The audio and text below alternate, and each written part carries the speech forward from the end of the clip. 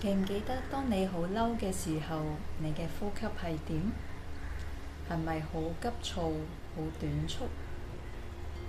而當你好焦慮嘅時候呢，你嘅呼吸係點嘅呢？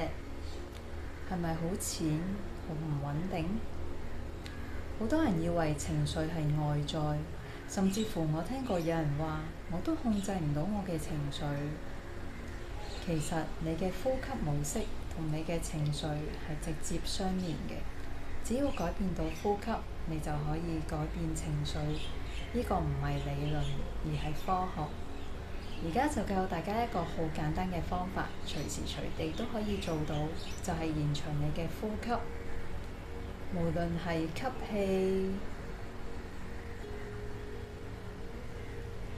氣同呼氣之間嘅嗰個小間隔，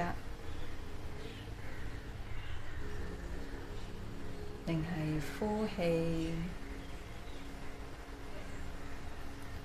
同埋呼氣之後，再下一次吸氣中間嘅嗰個小間隔，只要你記得嘅時候，就盡量延長佢。而當你延長呼吸，你其實就喺度自動調節緊你嘅情緒。你嘅憤怒、你嘅焦慮，其實冇辦法喺穩定嘅呼吸裡面存在。我哋再試一次啊！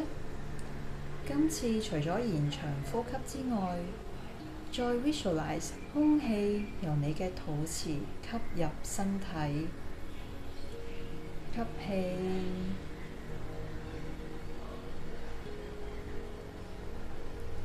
吸氣同呼氣之間嘅小間隔，盡量延長。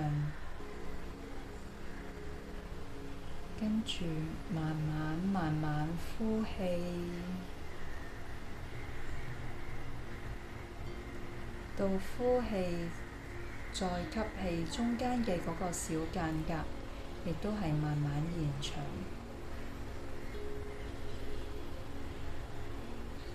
其實我哋冇需要直接同你嘅情緒戰鬥，唔使同自己講我唔可以嬲，我唔可以驚。